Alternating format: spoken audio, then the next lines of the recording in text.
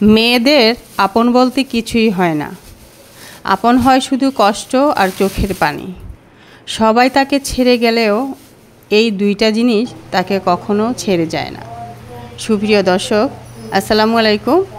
এক আন্টির থেকে জেনে নেওয়া আজকের এই রেসিপিটা আপনাদের সাথে শেয়ার করব। তো আজকে যখন আমি ফার্স্ট টাইম বাসায় করছি, সাথে আপনাদের সাথেও শেয়ার করে নিচ্ছি। তো আন্টি যেভাবে রান্না করেছেন আমি সেভাবেই ট্রাই করব, তবে কিছুটা আমি একটু চেঞ্জ রেখেছি। আর কি চেঞ্জ রেখেছি সেটা আপনাদের সাথে অবশ্যই শেয়ার করব।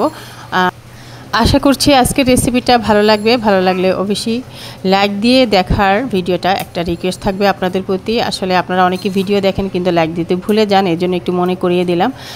লাইক দিলে আমরা যারা কন্টেন্ট ক্রিয়েটার আমাদের খুবই উপকার হয়। আপনাদের তো আসলে টাকা পয়সা খরচ হয় না একটা লাইক দিতে। তো রিকোয়েস্ট থাকলে একটা লাইক দিয়ে ভিডিওটা দেখে নেওয়ার, নতুন হয়ে থাকলে সাবস্ক্রাইব করে পাশেই থাকবেন।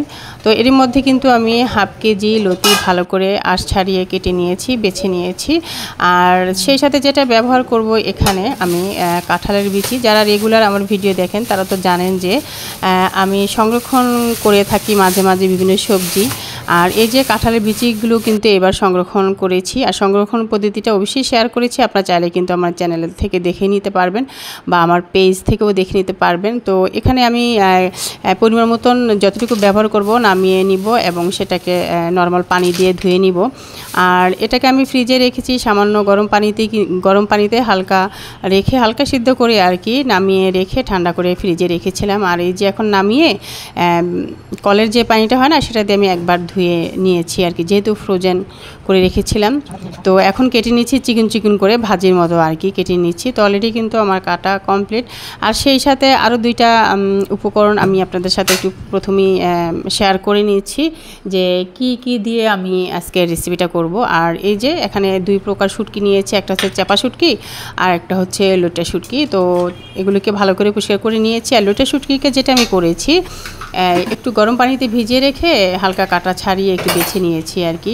আর এদিকে চুলায় পরিমাণ মতন পানি দিয়ে সামান্য হলুদ লবণ দিয়ে ফুটন্ত পানিতে ওই যে বেছে রাখা লতিগুলোকে দিয়ে দিচ্ছি। আর এখানে কিন্তু একটা জিনিস বলে রাখছি, এখানে ঢেকে রাখা যাবে না। ঢেকে রাখলে আপনার কালারটা নষ্ট হয়ে যাবে, আর বেশিক্ষণও রাখা যাবে না যাতে কুক হয়ে যায়। জাস্ট 1.5 থেকে 2 মিনিট রেখে নেড়ে চেড়ে কিন্তু এই লতিগুলো উঠিয়ে নিতে হবে, তাহলে যেটা হবে কালারটা সুন্দর থাকবে। ঠিক আছে?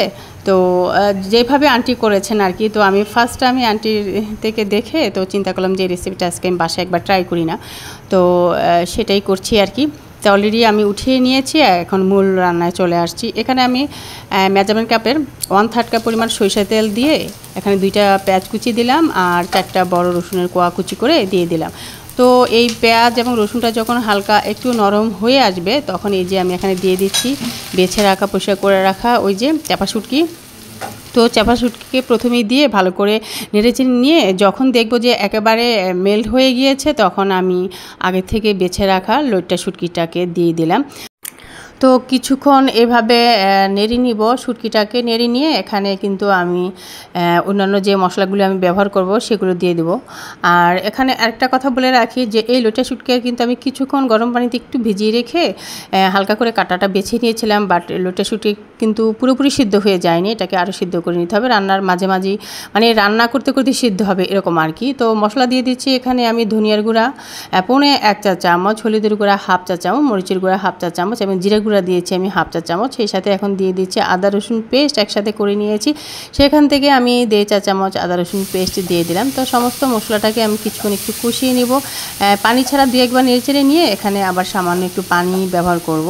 তো তার আগে আমি একটু নেড়ে নিচ্ছি আর কি, পানি ছাড়াই মশলাটাকে কষিয়ে নিচ্ছি।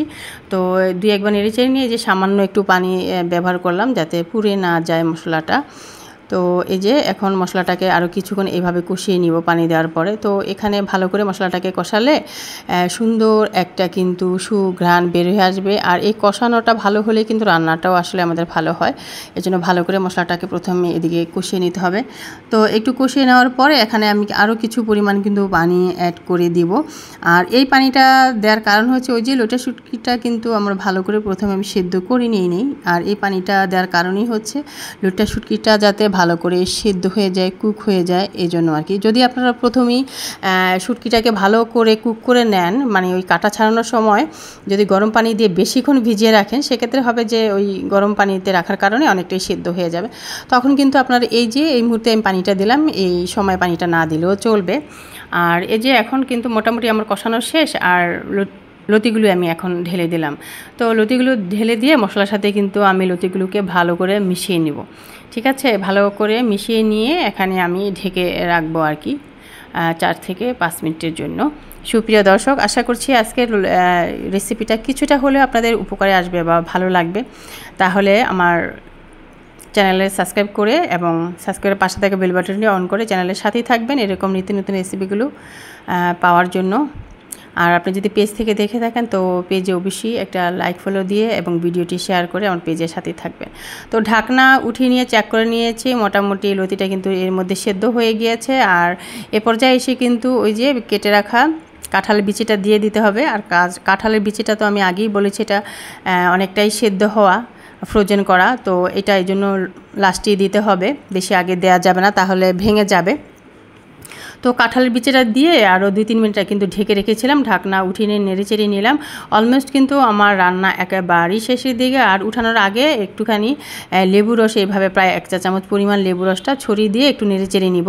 আর লেবু রস দিয়ে কিন্তু বেশিক্ষণ চুলায় রাখা যাবে না, তাহলে কিন্তু তেতো তেতো একটা ভাব আছে না, সেটা কিন্তু মনে হবে। তো অলরেডি আমার রান্না একেবারেই কমপ্লিট, এখন আমি নামিয়ে নিচ্ছি। আচ্ছা, যেটা বলছিলাম আর কি, আন্টির রান্নার সাথে আমার রান্নার একটু ডিফারেন্টটা হচ্ছে আন্টি একটু ঝোল টাইপের রেখেছিলেন। তো আমার কাছে মনে হয় লতিটা ঝোল টাইপের না রাখাই বেটার। এরকম গায়ে গায়ে মাখা মাখা রাখলে আসলে লতি তো কচু টাইপের গলাদার একটা ভাব থাকে, সেক্ষেত্রে ওইটা কিন্তু আর থাকে না।